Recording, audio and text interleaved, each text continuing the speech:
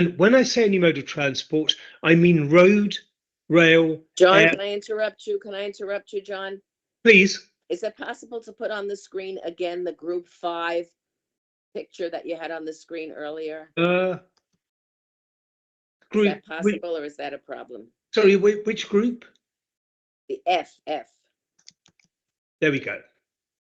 Okay, wait, bear with me a second while I just wanted to take a shot of it. Bear with me a second, please. Oh, okay.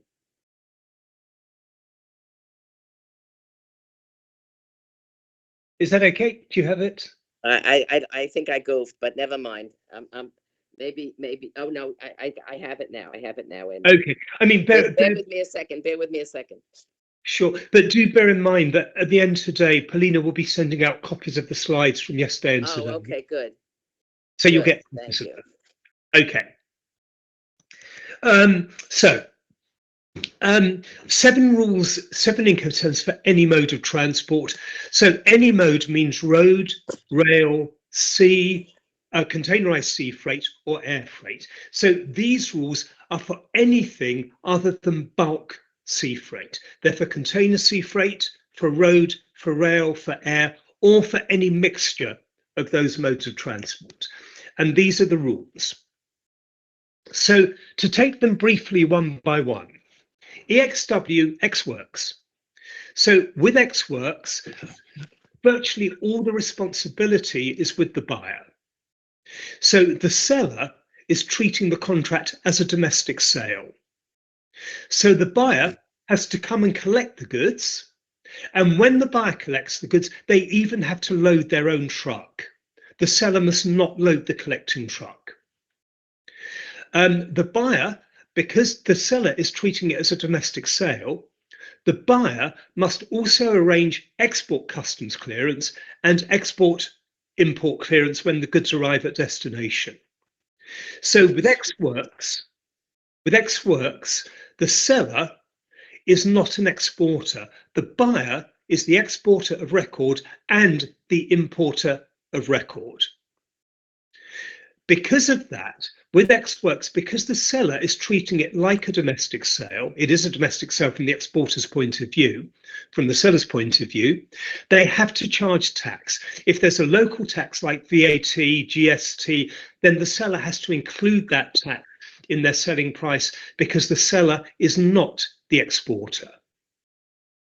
So that's XWorks, which never works very well for export. Any questions on that?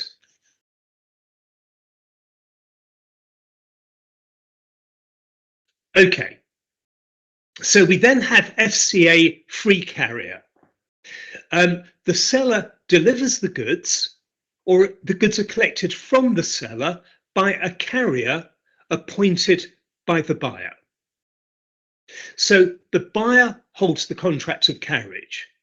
All the seller is doing is delivering the goods to the carrier which is appointed, contracted, and paid for by the buyer. Under FCA, the seller does carry out export customs clearance. Okay, so under FCA, the seller is the exporter of record. So in fact, when companies say to me, oh, we use XWorks, probably we shouldn't be doing that. A really good alternative is to use FCA instead of XWorks. So FCA free carrier. So then we come on to some C group terms, CPT and CIP. CPT, carriage paid to a point agreed in the country of arrival, in the country of destination.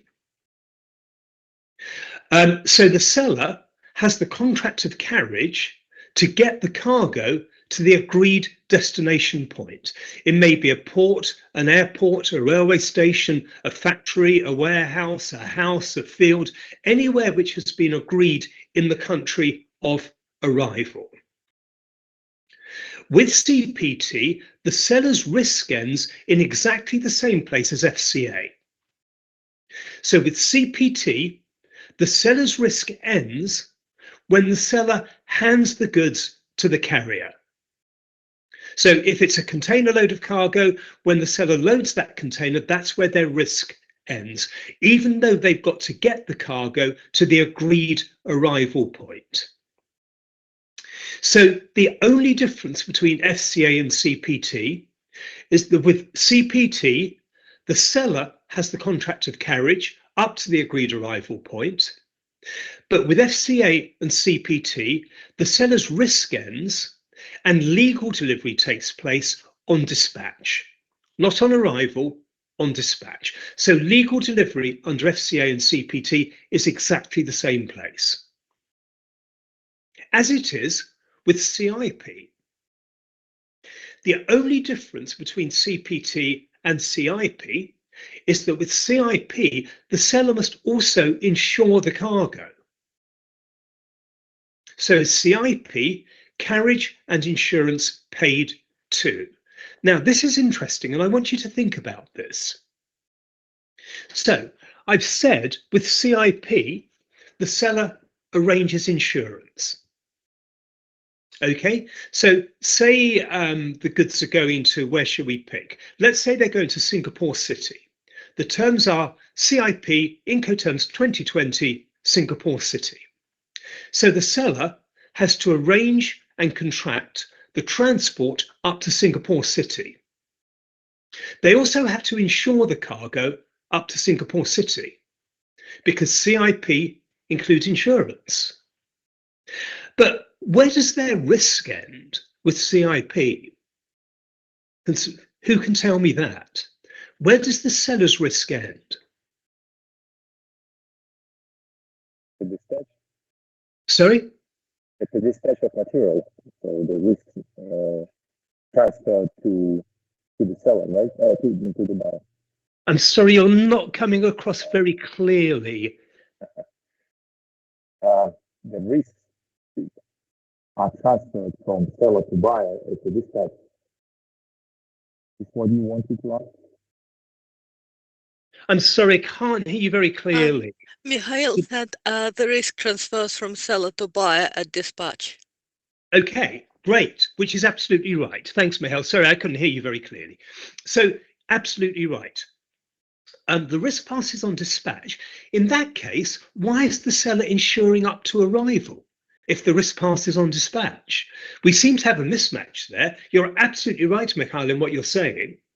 The risk does end on dispatch. The seller legally delivers on dispatch. So why would they be insuring? Anyone got a view on that?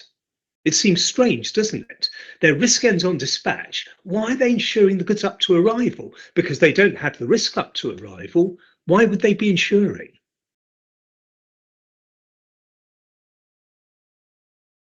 As you can see, there's a bit of a mismatch there, isn't there? Anyone got a view on that? That because there can be several periods. I didn't catch that. Polina, did you manage to catch that? No, Mihail, sorry, your sound is a little bit blurry. You can type it, I can read it out. Or please repeat it again.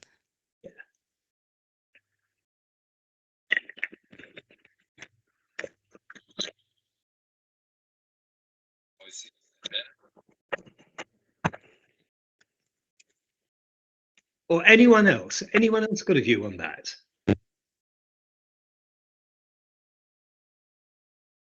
Sorry, do you hear me now? Oh, that's better. That's much better, Mihail. Thank you very much. I'm sorry, I had to change my headset.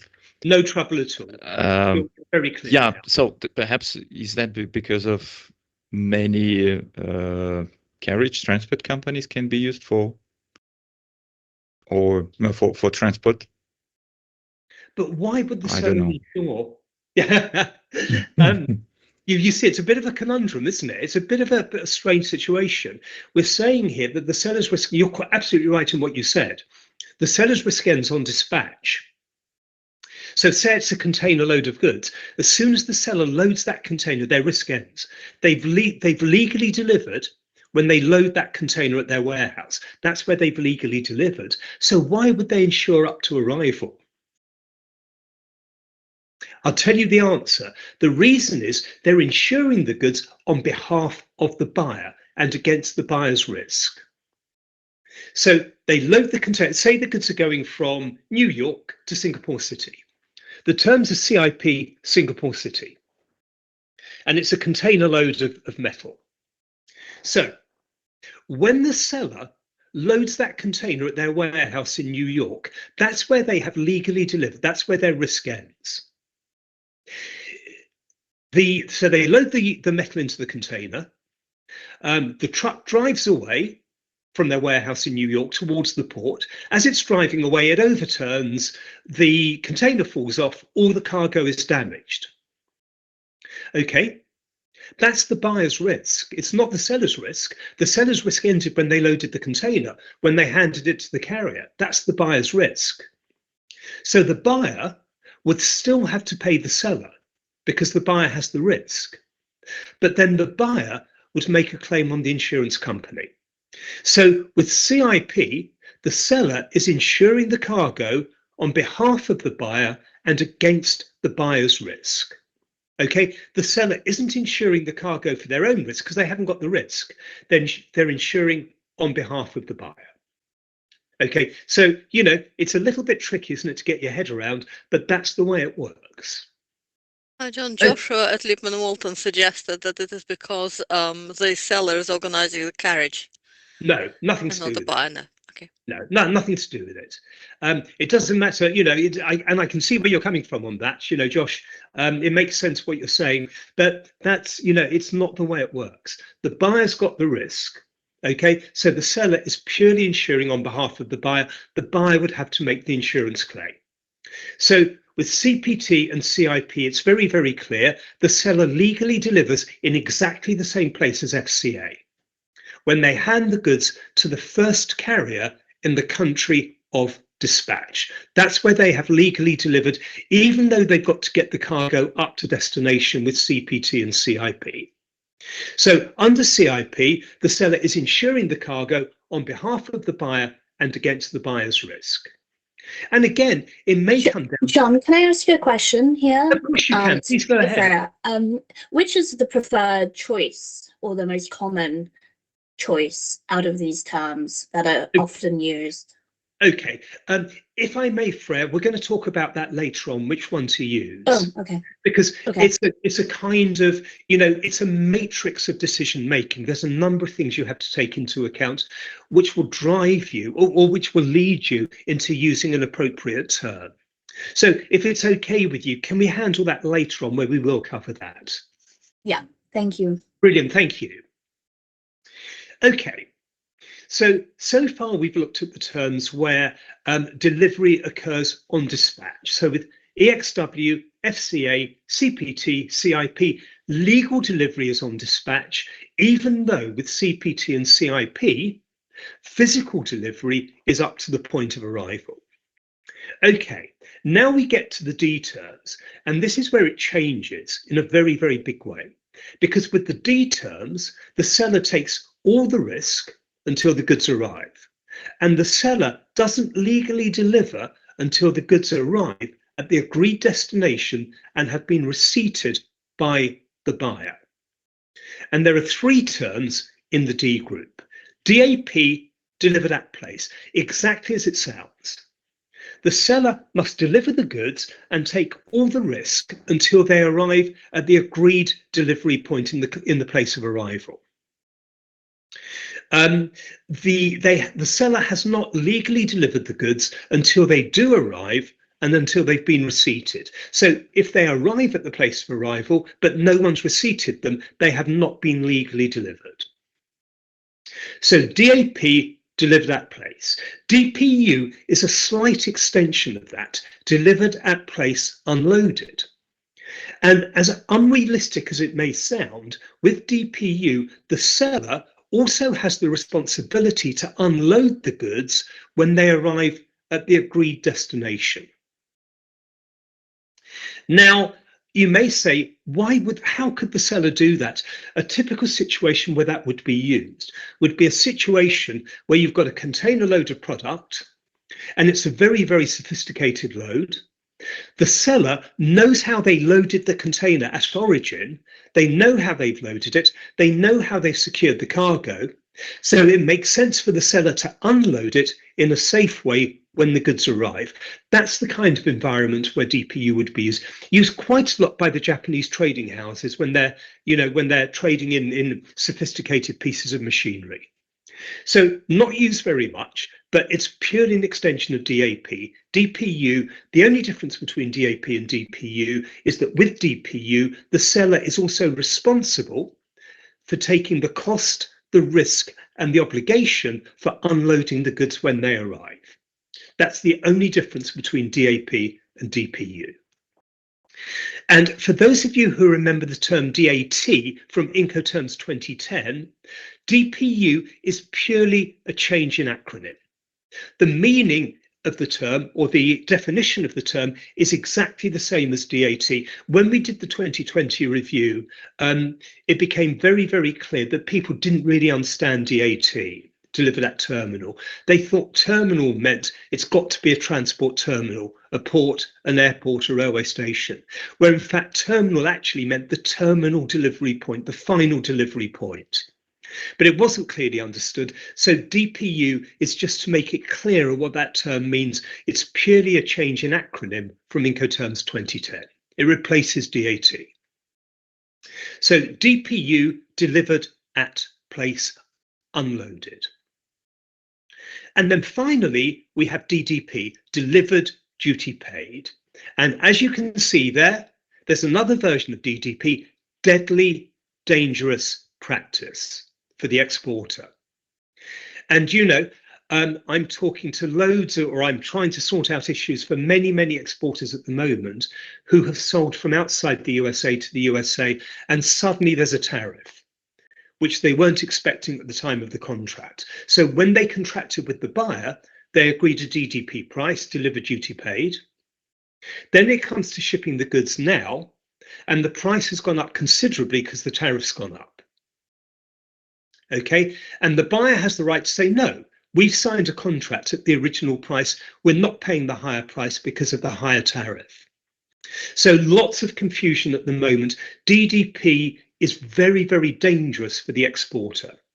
With DDP, the exporter is the exporter of record from their country and the importer of record in the country they're selling to. So with DDP, the seller has to customs clear the goods when they arrive at destination and also pay the import duty when the goods arrive at destination.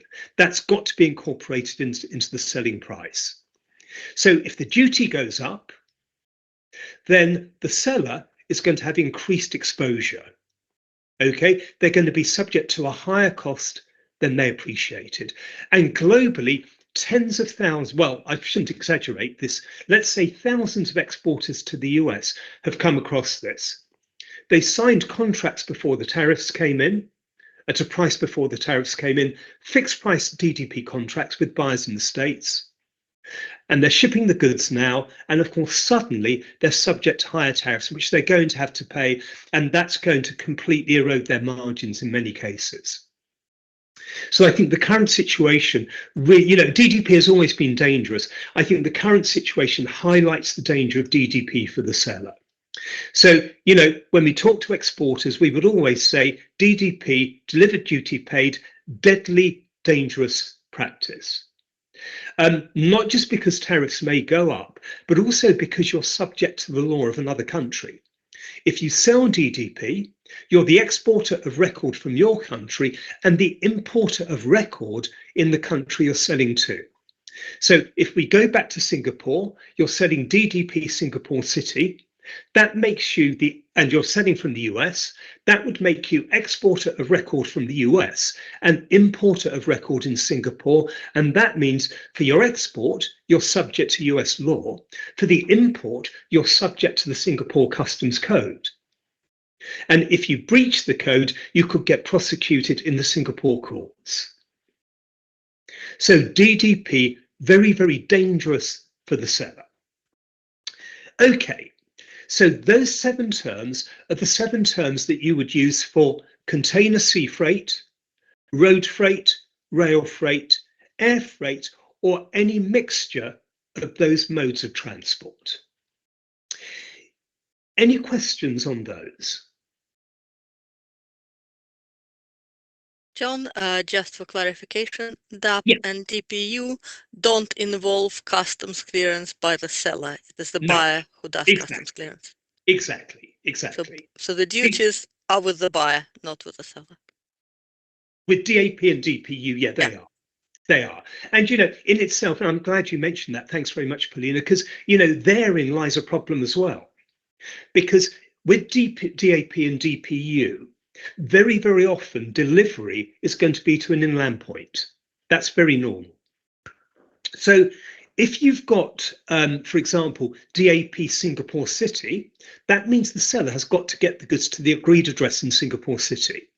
In other words, they've got to get the goods past the point of entry, Singapore Port. They've got to get them to Singapore City. Now, the seller isn't responsible for customs clearance. The buyer's responsible under DAP and DPU. So when the goods arrive at Singapore Port, the buyer's got to arrange the clearance and pay the duty before the seller can complete their obligation to deliver to Singapore City. And that can cause very, very big confusion and delays.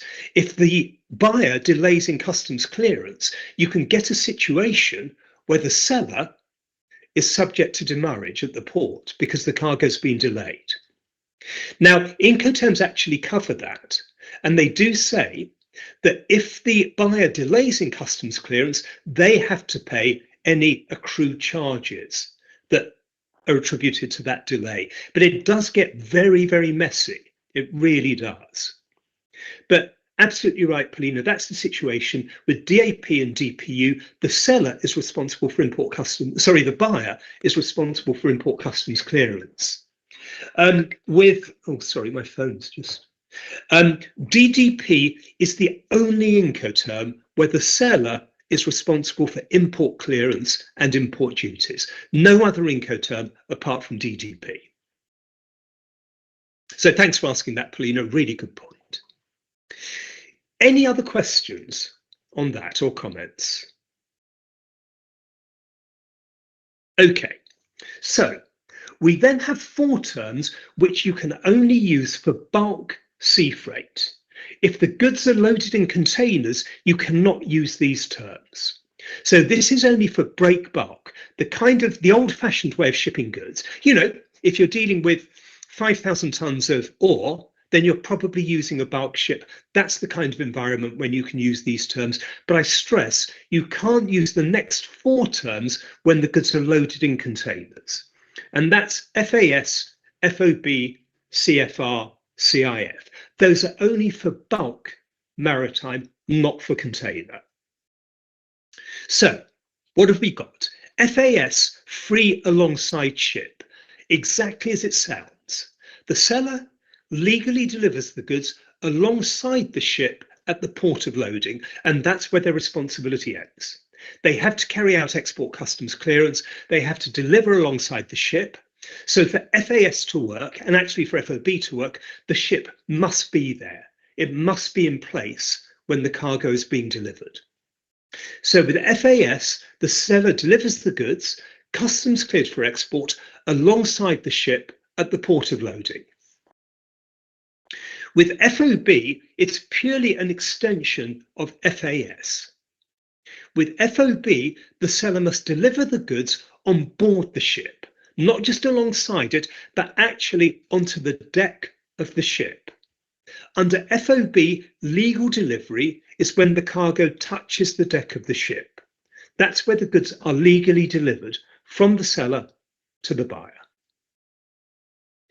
CFR, cost and freight, is exactly the same as FOB, well, not exactly, is nearly the same as FOB with a slight extension. The only extension is with CFR, the seller also arranges the contract of carriage up to the port of arrival.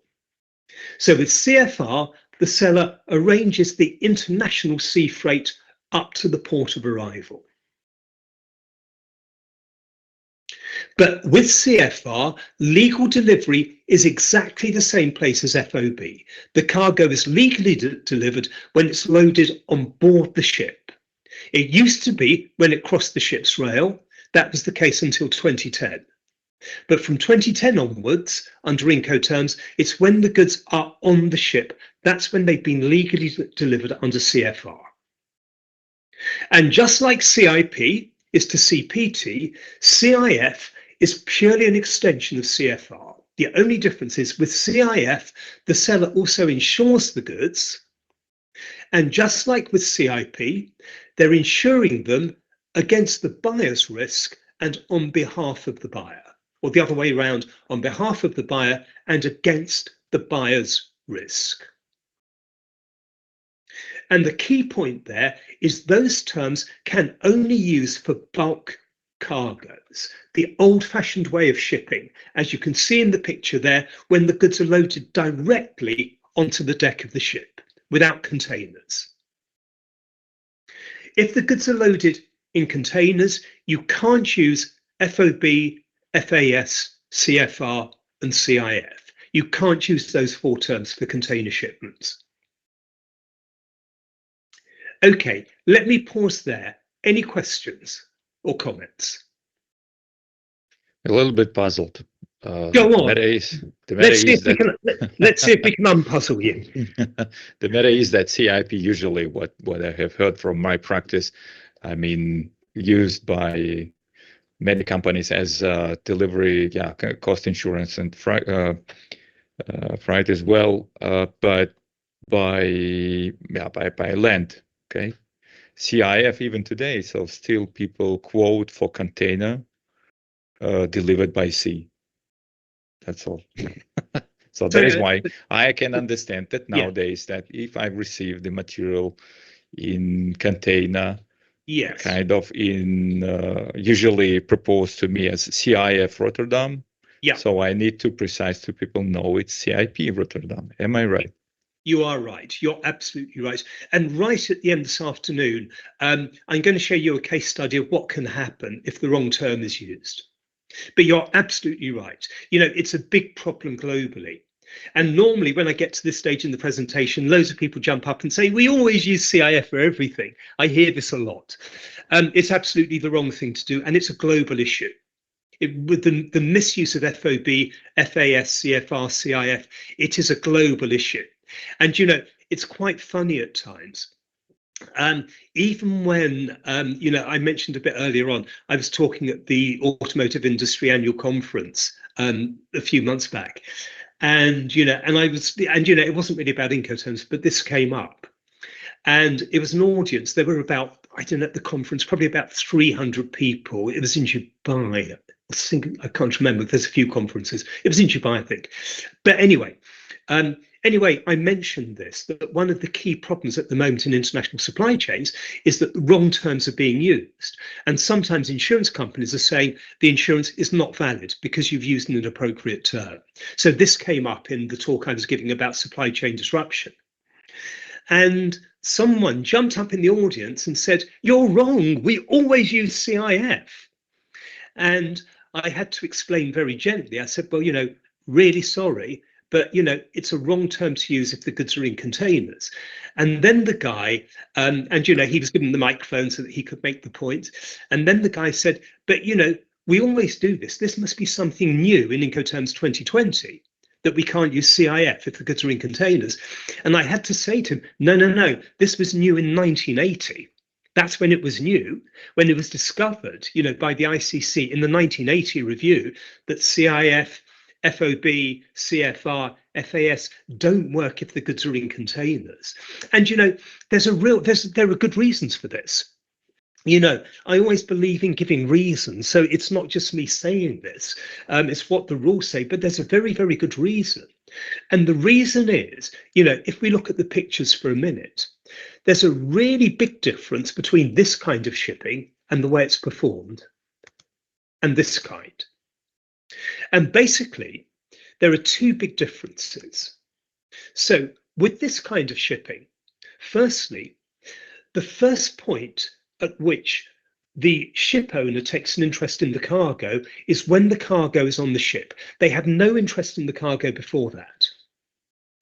But with this kind of shipping, container shipping, those containers you can see on the ship would have been loaded inland. Someone would have contacted the shipping line and said, please position one empty 20-foot container at my warehouse in New York City to load ore. Okay, so the shipping line position a container inland where the cargo is loaded into the container.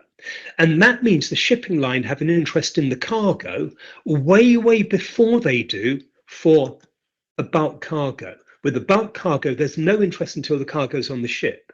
With a container cargo, the shipping line take an interest much earlier in the supply chain.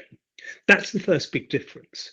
The second big difference, with bulk cargo, if the master of the ship, the captain of the ship, wants to count the cargo going onto the ship, they can do it. There's visibility of the cargo. They can see the cargo going onto the ship. With container shipments, the captain of the ship has no visibility of the cargo. All they know is that there's a 20-foot or 40-foot container or 45-foot container being loaded onto the ship. They have no idea what's in that container. They know what's been declared, but they don't know what's in the container. And that's why, for those of you who ship goods by container, if you look at a shipping line bill of lading for a container shipment, it would never say 1 20-foot container of metal. It won't say that. It would say 1 20-foot container said to contain metal or said to be metal, because the shipping line have no idea what's in the container. So with those two things, you can see there's a huge operational difference between shipping the goods by container and shipping them by conventional bulk ship. And that's why we have to have different terms for container shipments and for bulk shipments, because you can't use the same terms. It doesn't work. And that became the case from 1980 onwards. So, you know, at that particular conference, this guy in the audience, he said, no, that must be something new in Incoterms 2020. And as I mentioned, I had to very gently say to him, you know, I tried to be as gentle as I could because there was a lot of people in the room. So as gently as I could, I said, well, you know, actually, it was new in 1980 when containerization came in fully. It wasn't, you know, it's not something that's new. It was new for over 40 years ago, 45 years ago. That's when it was new. But it's still a problem. People are still using FOB, FAS, CFR, and CIF when they shouldn't be using those terms. And there are dangers in doing that, which I'll give you an example of later on. John, from Joshua, he said that in the Incoterms 2020 book, Yeah. he didn't see under the Incoterms that SIF is not acceptable for containerized goods. So there is the biggest difference is that SIF is for multimodal and Okay. requires more stringent insurance than SIF, but it doesn't state outright that SIF is not suitable for I will container. give you the page number if I can find it quickly. Sorry, forgive me.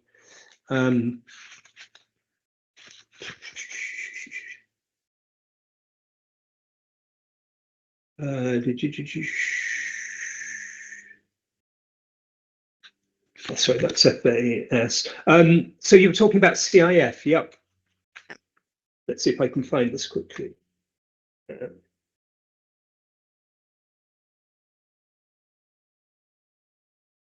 Okay, so if you've got the English version of Incoterms, if you look on page 123, mode of transport, CIF, this all is to be used only for sea or inland waterway transport, where more than one mode of transport is to be used. For example, sorry, I'm reading this word for word. Yeah, so when more than one mode of transport is to be used, which will commonly be the case where goods are handed over to a carrier at a container terminal, the appropriate rule to use is CIP, not CIF. So you'll find that on page 123. I find from just the practice of talking, to traders over many years, Yeah, when I was yeah, a journalist, doing benchmark pricing, yeah. that people all very commonly used SIF I and know, for whatever mode of transport, I know. just talking about the destination and the insurance, and also for container Yeah, goods. yeah, Am I right that there could be a risk in that term, for example, in the situation that we've seen in recent years, where if let's say there is a high value ore, sometimes there has been a theft where a container has been emptied, something like rocks or cement loaded in, and the shipping company is none the wiser when it leaves port. yeah, And it's only when it arrives that it's open and turns yeah, out it's something completely different. yeah. So is that the kind of risk you're talking about? Yes, it is, Polina, because the big risk is, if everything goes smoothly there, and if the wrong term is being used, but everything goes smoothly, there's no problem. But in the kind of situation you're talking about, and I am going to show you a case study right at the end today. But the big risk is, and we're seeing this more and more, is insurance companies are saying the wrong term has been used. We are not going to pay the claim. And that's been upheld by courts globally. Now, 5 years ago, I wouldn't say that was a great risk. Most insurance companies would pay up even when a wrong term has been used. But I think, frankly, the insurance industry were getting a bit fed up with it. And I'm going to give you an example later on. When we finish today, I'll be giving you a real life example, something that really happened, where an insurance company refused to pay a claim. And I think from memory, the claim was about over £1 million. So, 1,400, over £1 million. So something like $1,400,000, something like that. So that is the big risk. If a wrong term is used, it does give insurance companies a get out clause from paying a claim. That really is the big danger. But you're right to say that it's a very common thing to use a wrong term. It really is a global issue. It's a very, very big issue, unfortunately. Does that answer that point so far, Polina? But as I say, I show a case study right at the end. Yes, thank you, John. Brilliant, thank you. Okay, any other questions on that? Any other concerns about that? What is about DDU? John, Sorry? I have a question. Oh, sorry. DDU. DDU has gone. It doesn't exist anymore. It went in 2010. So Okay. now that it's the equivalent now is DAP, deliver that place. Okay, deliver that place replaces DDU. The meaning is the same, because with DDU, delivered duty unpaid, that can be any place in the country of arrival. DAP can be any place in the country of arrival. So DAP is a one-for-one replacement for DPU, which disappeared in 2010. John, You I mean have a question. DDU, John? I'm sorry. You mean DDU, John, not DPU, because DDU. Yeah, DDU, the same thing. It went in 2010. DDU was removed in 2010, replaced by DAP. Thank you. You're welcome. You're welcome. I have a question, John. Please go ahead. Back to STB, said to be, you explained that since you cannot see into the containers, Yeah. you can't say what's in them. You just say that said to be have metals in them. But Yeah. but did you say that's on the bill of lading? Yes. But the bill of lading is filled out, I thought, by the person who's sending out the goods, so they would know what's inside. No, the bill of lading is certified by the shipping line. So even if the shipper, the exporter, has blanks of the bill of lading and they print them off themselves, okay, the shipping line will always insist on the wording said to be or said to contain, because the shipping line have no visibility Oh, whatsoever. they're the ones who can't see it. Now I understand. Exactly. So the ones who's right. Exactly. So the shipping line, exporter, of course, knows darn well what's in there, but they have to say that because the shipping line cannot see into the container. I understand. exactly. And it's a really good point. And next week we're going to look at supply chain security. And one of the principles of supply chain security is that it's even more detailed than just saying the exporter knows what's in the container. And when we talk about supply chain security next week and the World Customs Organization SAFE framework, one of the key points about supply chain security, and this comes up in court over and over again, is that actually the only person who knows what's in a container is the man or the woman who loaded that container. Everyone knows what the paperwork says. Everyone knows what the intention was to put in that container. But the only person who really knows is the man or the woman who loaded it. No other person knows. They load it, they put a seal on the container doors, and the container goes off. So you've raised a really good point, and that's going to be even relevant next week when we talk about supply chain security. But absolutely right, it's the shipping line saying, we've got no idea. We know what you've told us, we know what the paperwork says, but we have no idea what's in that metal box. So we're going to say 120-foot container said to be or said to contain or whatever the product is. Yeah, great. Any other questions or comments? And really good points coming out, which is fantastic. Anything else anyone wants to raise before we move on? Okay. So in terms of risk, the seller's risk, the buyer's risk, looking at it by group, with the E group terms, risk passes from seller to buyer at the seller's premises, at the supplier's premises. With the F terms, risk passes from the seller to the buyer when the cargo is passed to the carrier in the country of dispatch. With the C group, risk passes when the cargo is passed to the carrier in the country of dispatch. D terms, risk passes from the seller to the buyer in the country of arrival. So really quick question, just in relation to risk and nothing else, just thinking about the risk, what is the difference in where the risk passes? What's the difference between the F terms and the C terms? Only in relation to where the risk passes from seller to buyer. What's the difference between F terms and C terms? And the clue is, the answer is on the screen.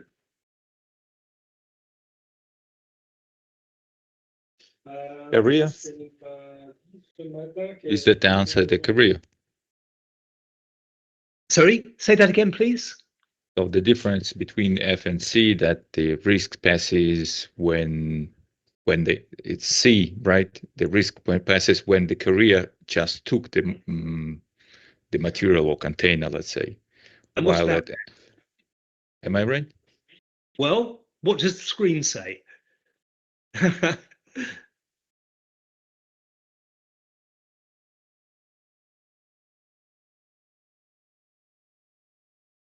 On the screen, there is no difference between the two. Exactly, Paulina. There is no difference at all. There is absolutely no difference. Whether it's an F term or a C term, risk passes when the cargo is passed to the carrier in the country of dispatch. There is no difference at all in relation to where the goods are legally delivered and thus where the risk passes from seller to buyer. It's the same in the F terms as in the C terms. No difference whatsoever. Okay, so it's a bit naughty of me. It's a bit of a trick question, but you're absolutely right, Paulina. There is no difference. Okay, so the confusion, I think, the tricky terms are the C terms, CIF, CIP, CPT, CFR, because remember with the C terms, you've got the two critical points. With the C terms, the seller pays the freight cost up to arrival, just like with the D terms. Okay, however, with the C terms, the seller's risk ends and the seller legally delivers in exactly the same place as the F terms. So, that's the confusing things about CPT, CIP, CFR, CIF. There are two critical points. You've got risk and legal delivery exactly the same as the F group terms, but the place of arrival, where the seller has got to get the goods to, exactly the same as the D group. So if you like, C group is a compromise. C group means, yeah, the seller has the contract of carriage up to arrival, but they don't have the risk of carriage up to arrival. Legal delivery is on dispatch, not on arrival. So the C group terms provide a really good compromise. So key points to consider: FOB, FCA, CFR, CIF.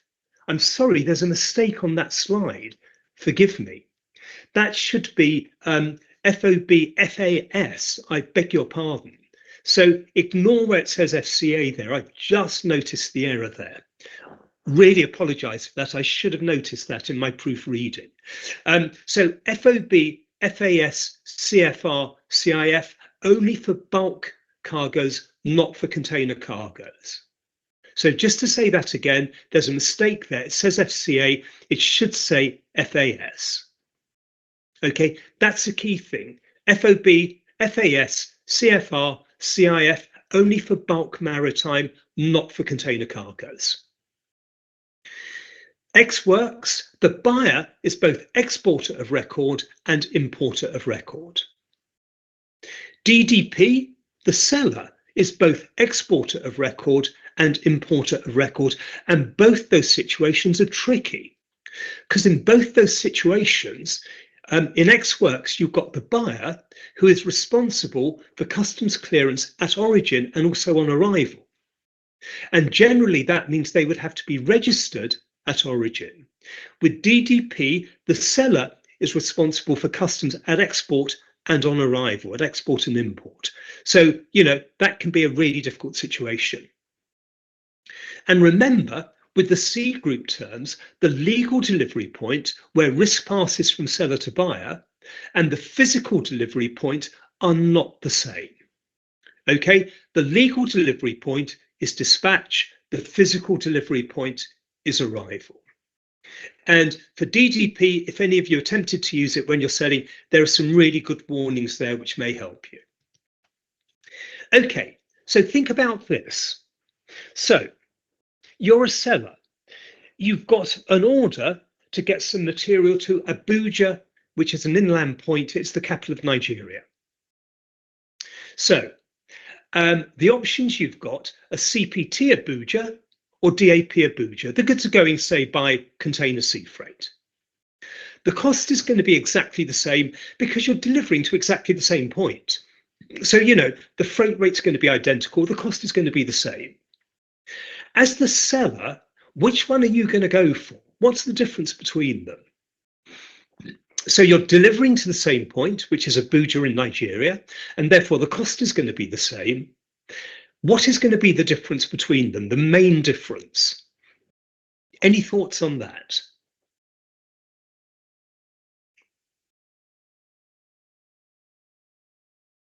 The place of risk transfer. Exactly.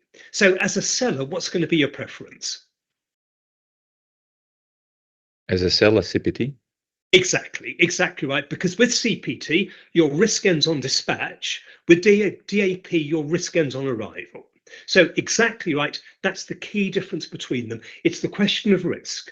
With CPT, you legally deliver when you dispatch the goods, not when they arrive in Abuja, when you dispatch them. That's where your risk ends, because that's where you've legally delivered. With DAP, you've only legally delivered when the goods arrive, so your risk ends on arrival. Absolutely right, textbook answer. So each Incoterm has 10 articles, A1 to 10 and B1 to 10. The A articles are the seller's obligations and the B articles are the buyer's obligations. Okay, so for each of the 11 terms, you get A1 to 10 and you get B1 to 10. And they link with each other. There's no gaps between them. So just to very, very briefly give you some examples. Now, A1 and B1, those are identical for each of the 11 terms. There's no difference at all in the 11 terms for A1 and B1. And I'll actually, in fact, I'll read those to you. Let me just pick any one of them. What have I got here?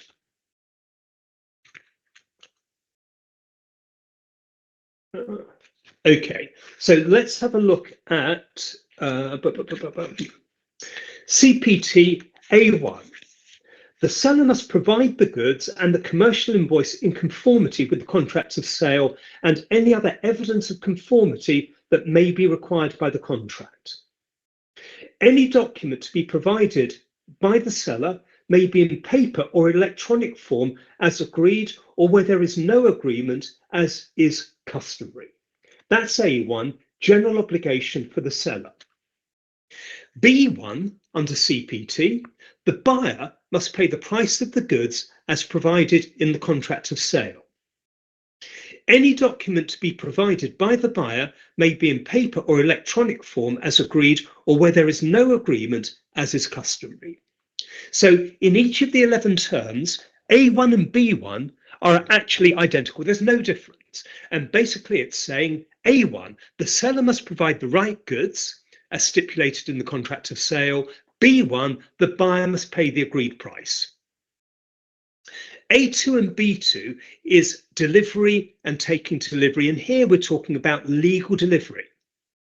So if we take CPT, A2, and I'm going to paraphrase here for speed, I'm going to paraphrase rather than reading it to you, but I just want you to get a feel for it.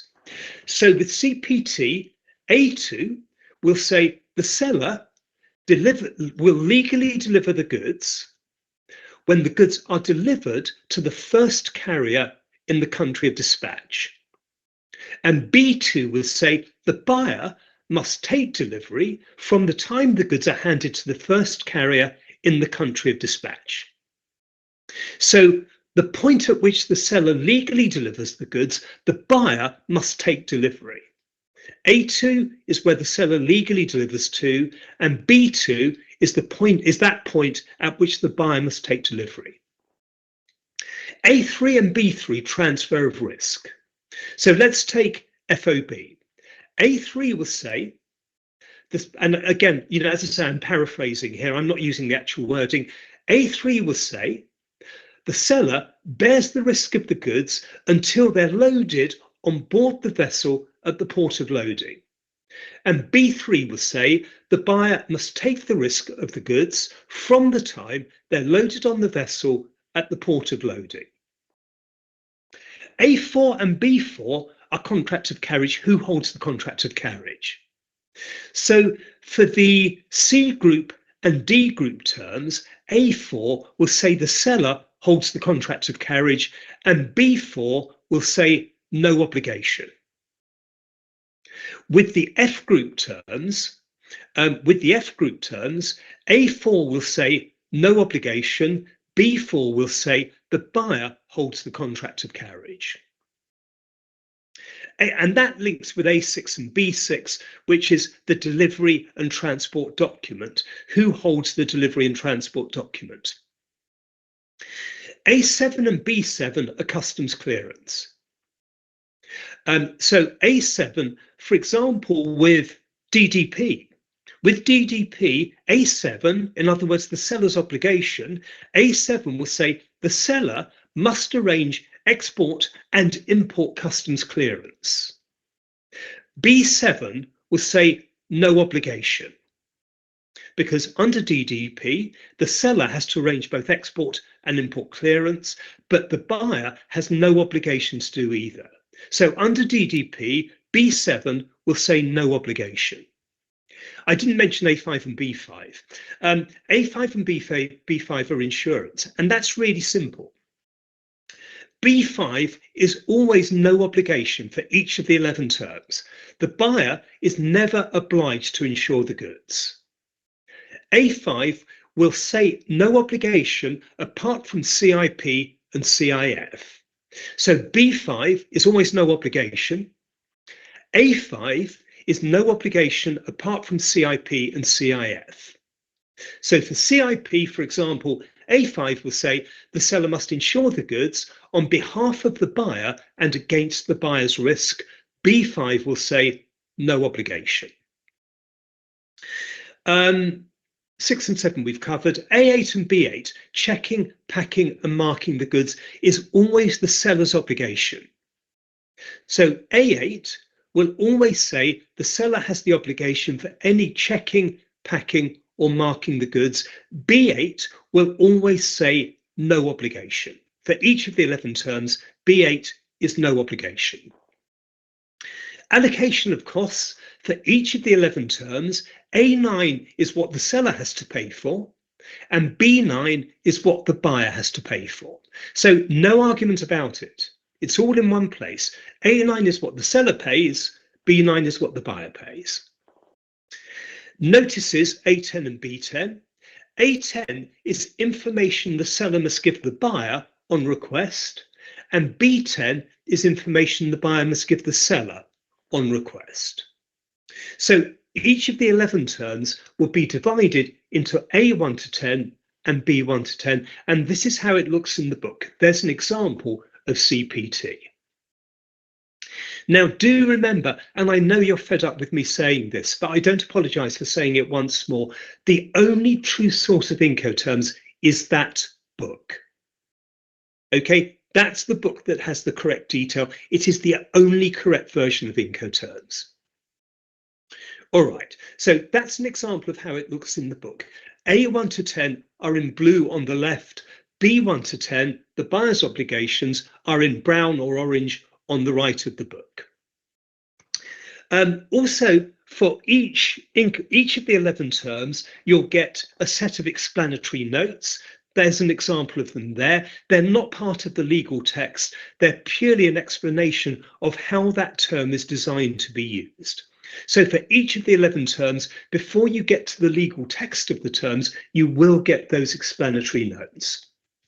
There's also, and this is actually new in Incoterms 2020, there's a term-by-term article comparison.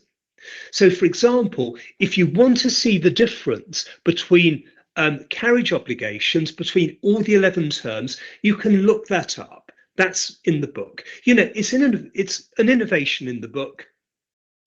I think, you know, on reflection, I think many of us who got involved in the review, we thought it's really not that useful. But in fact, what we've discovered since then is that lawyers particularly do find it very, very useful as a reference.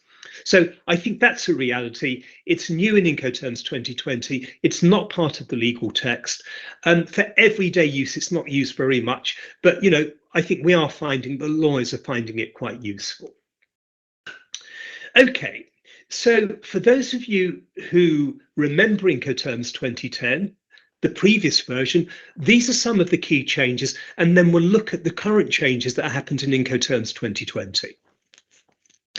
So in Incoterms 2010, shorter, clearer introductions. For the first time in Incoterms were, the wording was tweaked so that you could use Incoterms for domestic trade if you want to.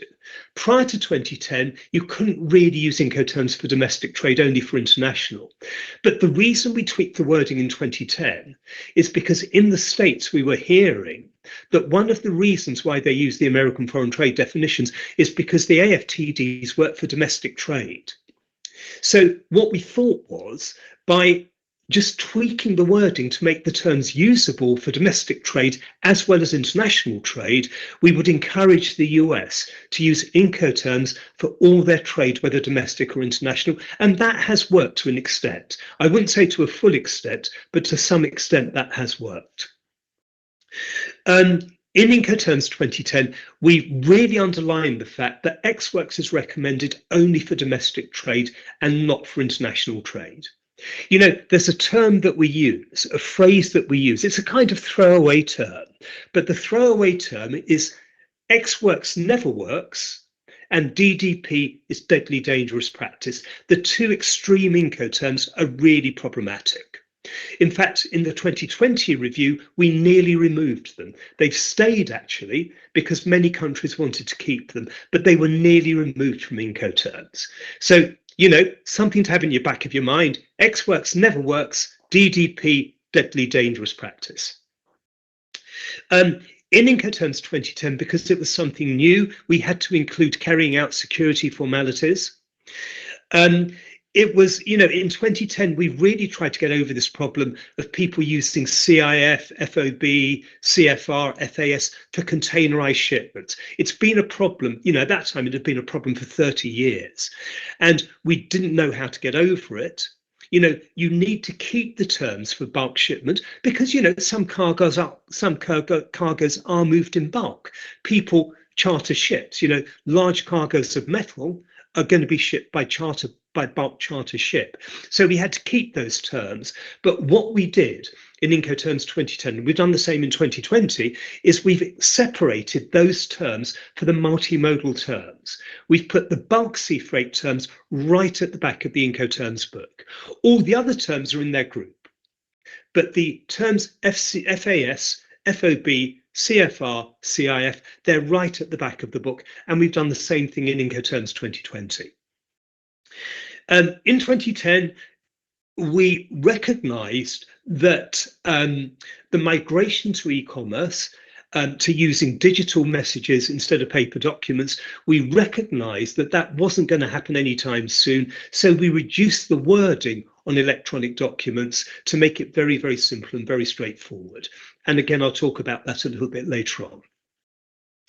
We reviewed and reduced the D terms. Before 2010, there were loads of D terms. You had delivered at frontier, delivered ex ship, delivered duty unpaid. There were loads of D terms. We reduced them. We replaced DDU, if I can remember them all, delivered ex key, delivered ex ship, delivered duty unpaid. We replaced those for one term, DAP. So we managed to reduce the number of D terms. We updated insurance provisions, and the point of risk transfer for FOB, CFR and CIF, it used to be the ship's rail. We changed that to loading on board the ship. In other words, it is now later than the ship's rail. So those were the big changes in 2010. In 2020, these were the changes. These were the major changes. DPU replaces DAT. I spoke about that a bit earlier on. The biggest change, I think, is the revised insurance provision for CIP and CIF, which I'll talk about a bit later on, and also next week when we talk about insurance. So that was the really big change. Because CIF is only for bulk cargoes, it doesn't need the same level of insurance as containerized cargoes or road or rail or air cargoes. So we've made a very, very big change there. And that's another reason why it's important to use the right term, because if you use the wrong term, you can end up with the wrong level of insurance. The order of the articles, A1 to 10 and B1 to 10, we've changed the order of them to make them more logical. We've given clearer introductions. We've put, you know, I mentioned this earlier on, we've put a page in there on what Incoterms do not do, just to dispel some myths. That's an innovation in Incoterms 2020, but we did think it was quite important to do that. So a bit of an innovation, having some sections on what Incoterms don't do. There was an issue which frankly came out in 2010, but we didn't do anything about it because we didn't know what to do. Now, the issue was, if payment is by something like letter of credit or documentary collection, which we're going to talk about next week, then in most cases, banks that open letters of credit, they would expect to see on board bills of lading presented to the bank in return for payment.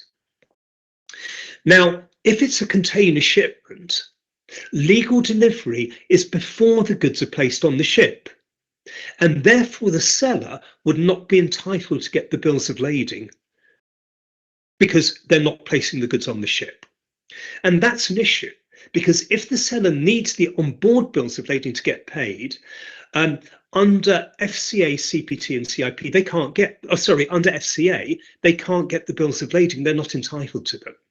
And that's been a problem for a while, and we really didn't know what to do about it. So we've corrected that in Incoterms 2020. And in Incoterms 2020, it states that if the seller needs an onboard transport document in order to elicit payment under something like a letter of credit, then the buyer must present that document to the seller so that the seller can get paid. So we have actually addressed that and we've rectified it, which is a good thing. Previous versions of Incoterms had, when you were looking at when you were trying to find out what the seller's got to pay for, what the buyer's got to pay for, you'd have to look all over A1 to 10 and B1 to 10. Now they've been centralized in clause 9 or article 9. So A9 is what the seller's got to pay for, B9 is what the buyer's got to pay for. Then the next one was quite interesting. When there's a review of Incoterms, generally in the review process, we get opinions in from every country in the world. And we look for patterns. If a number of respondents or a number of countries are saying the same thing is an issue for them, then we think, okay, that may well be an issue. That's something we need to look at. But when it's just one country, or maybe two countries that come up with something, it's unlikely to trigger a change because it's likely to be something very specific. But that's not always the case. And in Incoterms 2020, we suddenly identified there really was a gap. And that was identified actually by the representative from Cambodia. And in Cambodia, a very, very important export is clothing. Okay, in Cambodia, they make a lot of clothing exported all over the world. And they said to us, their working group in Cambodia, they said, we've got a problem. And we said, what's that? And they said, well, it's very difficult for us in Cambodia to use Incoterms for certain trades. And we said, why? And they said, well, one of the models that's used, and I'm not an expert on clothing, as I mentioned yesterday, I'm pretty agnostic to products. But they said, one of the models is they grow the cotton in Cambodia and then they send it next door to Vietnam where it's turned into yarn, and then it comes back to Cambodia where they turn it into shirts and blouses and everything else. And we said, yeah, and what's the problem? And they said, well, the problem is when they send it to Vietnam and bring it back, the sellers, the farms, cooperatives, they've got their own transport. They use their own vehicles to cross the border. And they said, if you look at Incoterms always talk about contracting the international transport. And they said to us, when they're using their own transport, they're not contracting. It's their own vehicles, their own trucks. They're not contracting to a third-party provider. But because Incoterms mention either the seller or the buyer contracts the transport, we can't comply with that, or they can't comply with that because they're not contracting. And we suddenly thought they've got a really good point. So we simply tweaked the wording to say the seller, depending on the term, the seller or the buyer contracts or arranges the international transport. Normally, it would be contracting the transport. But if they've got their own vehicles, they're not contracting, they're arranging. So just by adding the words or arranging, we resolve that problem.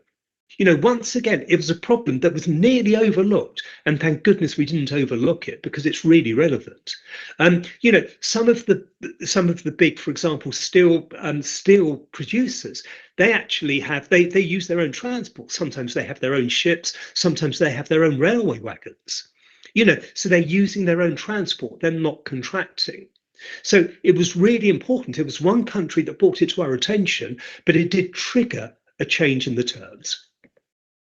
And finally, explanatory notes. We just revised the explanatory notes, we updated them, and I think we use much, much clearer wording than in previous versions of the terms. So, whoops, sorry, let me just go back there. Now, I mentioned there's a key difference there with insurance under CIP and CIF. Now, I'm not going to talk about that in detail now, but we are going to talk about it in detail next week when we look at insurance. But this is another key reason why it's so important to use an appropriate term. Because for the first time in Incoterms, CIP and CIF have different levels of insurance. There are different insurance requirements. CIF will only cover bulk non-container cargoes. And one of the qualities of non-container bulk cargoes is they tend to have a relatively low value per tonne. Whereas if the goods are in containers, they're going to have a higher value per tonne. So there's a really big difference, a contextual difference between containerized cargoes and bulk cargoes. And we recognize that because of that, different levels of insurance are appropriate for CIP and CIF. So again, without going into the detail now, whereas previously CIP and CIF attracted the same level of insurance, which is Institute Cargo Clause C, which is a very low level of insurance. That has now changed. CIF is unchanged. It's still Clause C under Incoterms, which is a low level of insurance, but CIP is now Clause A, which is all risks insurance. So we'll dig down into more of that next week, into more detail on that, but that's the biggest change in Incoterms 2020. Okay, so which one to use? And Freya, this is going back to the really good point you were asking about earlier on, and it's going to be a decision-making risk, which Incoterm to use. So this is the kind of thought process. Firstly, what's the mode of transport? Is it bulk sea freight or is it anything else? So if it's bulk, non-container sea freight, it's going to be FAS, FOB, CFR or CIF. If it's anything else, if it's container sea freight, if it's road, rail or air or a mixture of those, then it's going to be one of the other 7 terms. So that's going to be the first question. Is it bulk, non-container sea freight, or is it something else? That's the first question. What's the mode of transport? The second question is, what's the risk appetite of the parties? And this is going to be open to negotiation. A buyer may well say, I want to buy from you under a D Incoterm. I want you, the seller, to have the risk.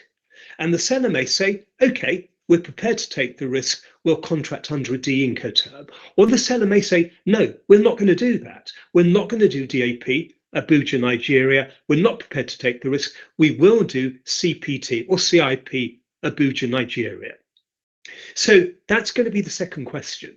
What's the risk profile of the seller or buyer? And very, very often, that's going to be a matter of negotiation. Then the payment method, and again, we'll link this next week. But essentially, I'm going to ask you just to believe me for the moment, and then we'll talk about the detail next week. If you're getting paid, if the seller is getting paid by letter of credit, you can't use a D Incoterm. Now, that's not normally an issue, because if a D Incoterm is being used, that would suggest a low-risk transaction.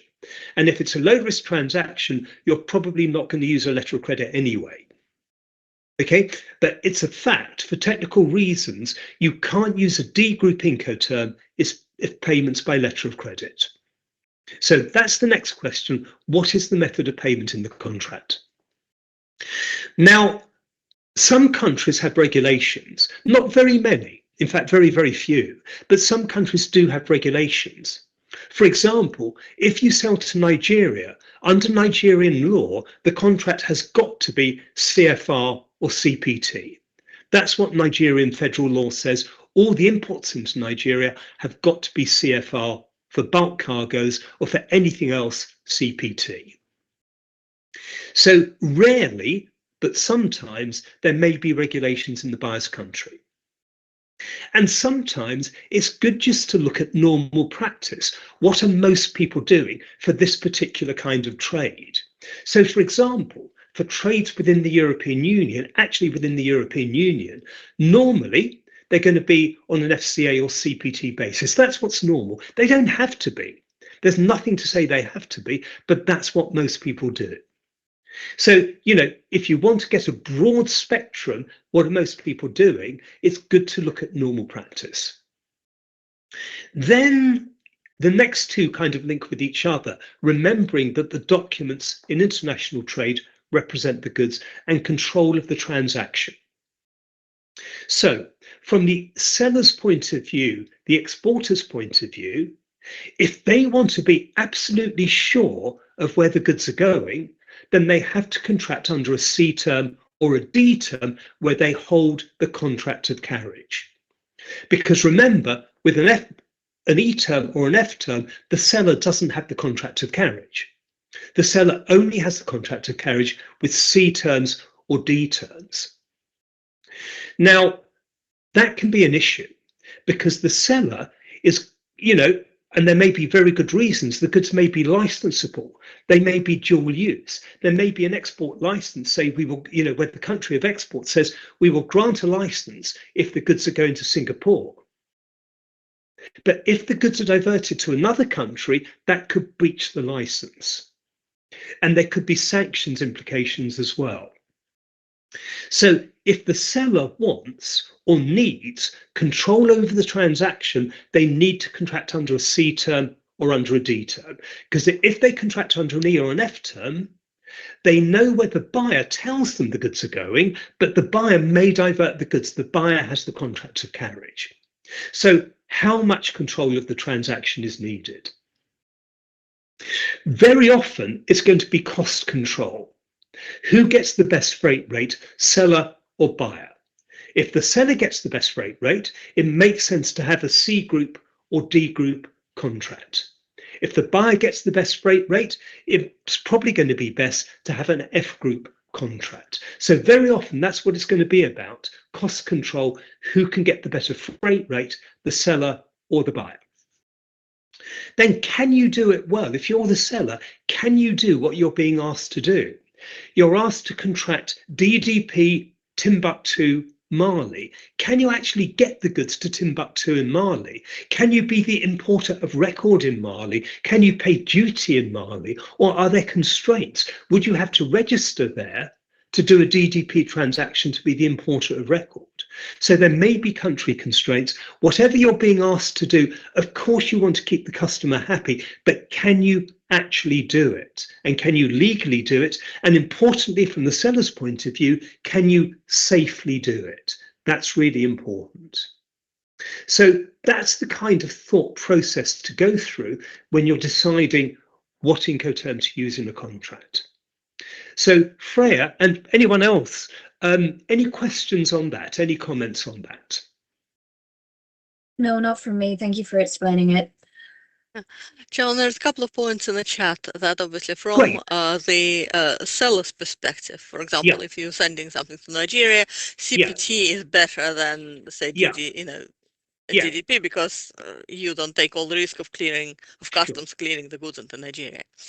But isn't DDP what, for example, Amazon deliveries would fall under? Because it seems that that's the ultimate Incoterm for a buyer. That's what the buyer wants. Well, that's what would keep a buyer happy. They don't have to take any risk. It lands on their doorstep. I always get asked this. Fortunately, there is case law on this. And judges always come up with the same thing, that Incoterms are for business-to-business operations. Okay, if you buy something on Amazon, what judges always say is you cannot expect private individuals to understand Incoterms, and therefore Incoterms do not apply to that kind of purchasing because it's a business to consumer. So for business to consumer, Incoterms don't apply. And that's come up in case law, I think, about 6 times now. So I think it's pretty firm case law. Judges always say the same thing, that, judges would always say, we expect business to understand Incoterms. We cannot expect consumers to understand them. So that's the judgment judges always give. And, I get asked this a lot by family and friends, in fact. They say, what about when I buy something from Amazon, if it's broken? And I say to them, look, there's no standard conditions for that. You've got to look at Amazon conditions. You've got to look at them really, really, really clearly because there are no standard trading terms. Even though sometimes these platforms try to use them, these platforms do try and use them. And actually, it's strange you should say this because I haven't responded to it yet. But yesterday, I had a request from Amazon for some training in Incoterms. But I'm going to discuss this with Amazon because, frankly, I don't think they need it. Because, when they're selling to consumers, any judge would say Incoterms don't apply.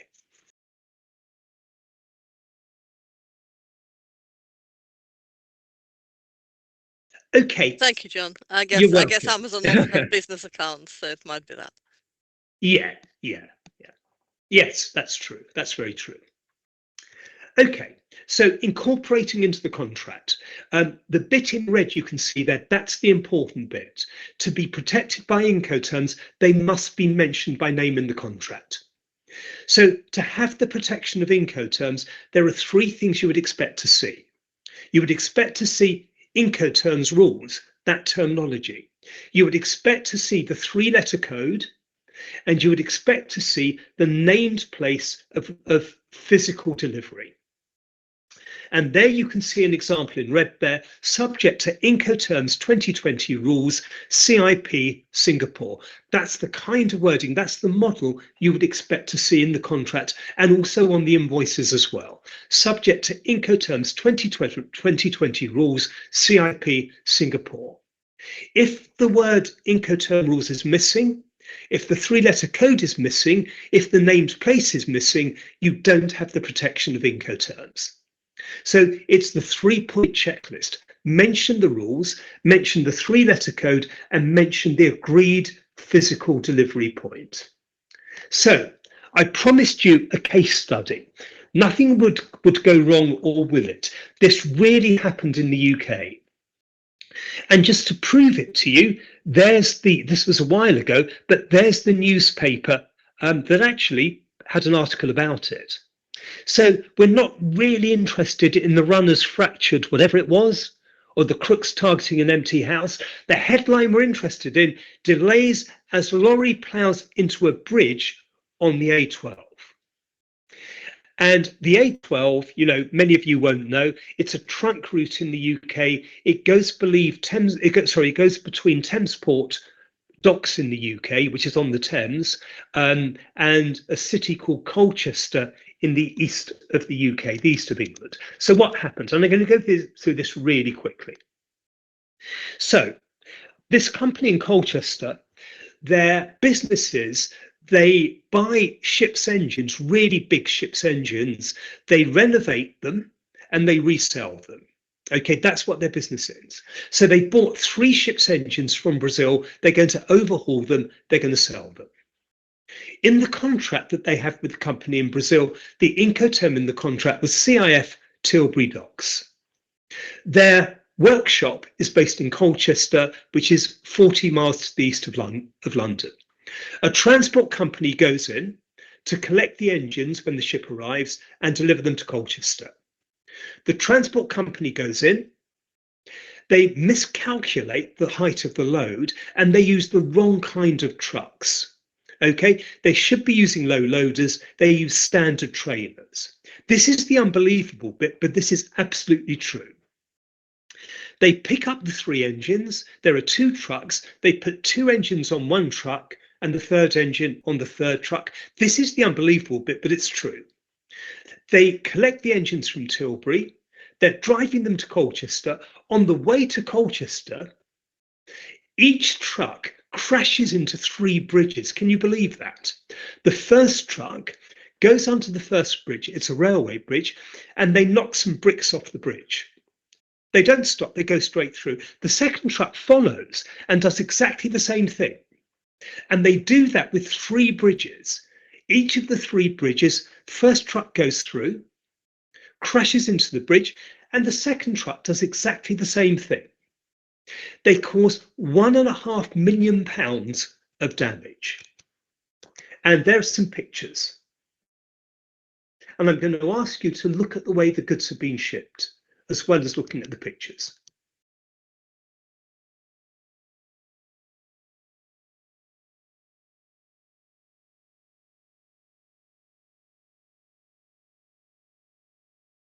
So, you know, you need to be fairly technical, I think, to see, but that engine's been really badly damaged.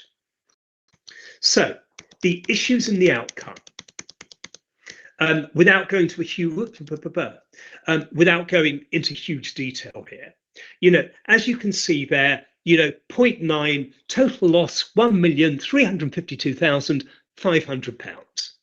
Now, the seller wasn't worried. Sorry, the buyer wasn't worried. Well, the seller wasn't either. The seller wasn't worried because they knew their risk ended in Brazil. It was CIF. So their risk ended in Brazil. The buyer wasn't worried. They thought it's a CIF contract. There's an I in the Incoterm. We're insured. The seller has insured the cargo on our behalf.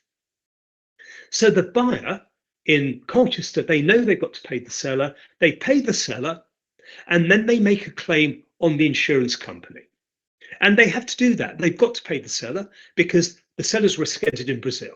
They know that, so they pay the seller for the goods, and then they make a claim on the insurance company.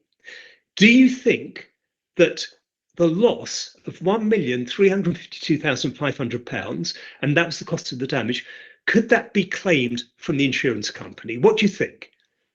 Just shout out if you think yes.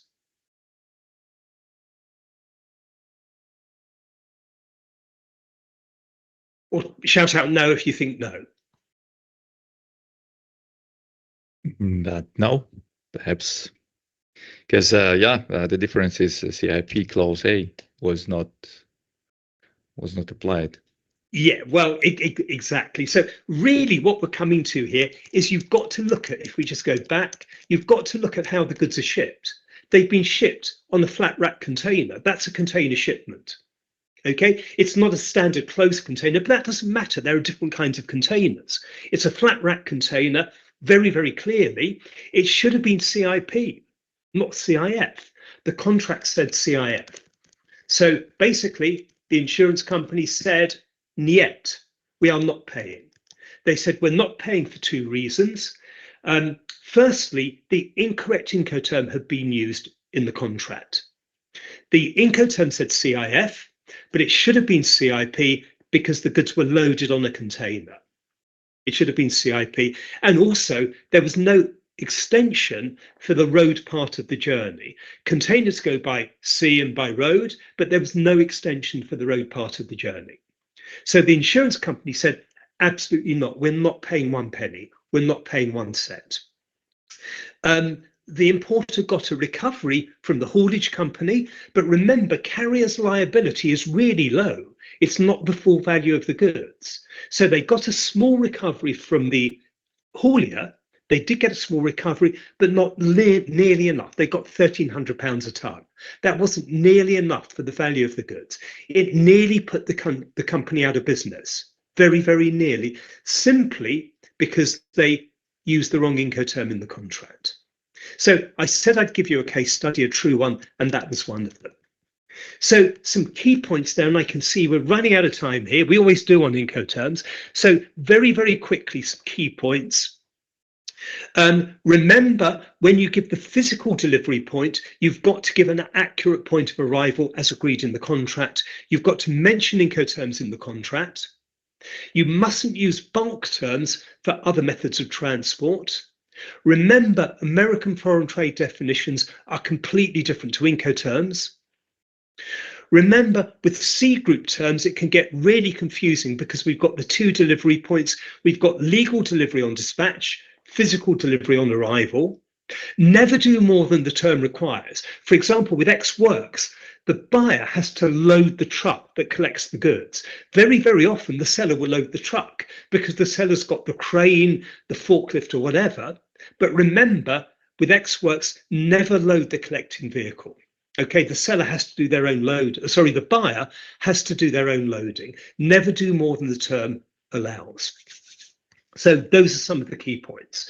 I also said I would give you an example of the difference between Incoterms and the AFTDs, the American Foreign Trade Definitions. And there's one example there, the same acronym FOB, but a completely different meaning.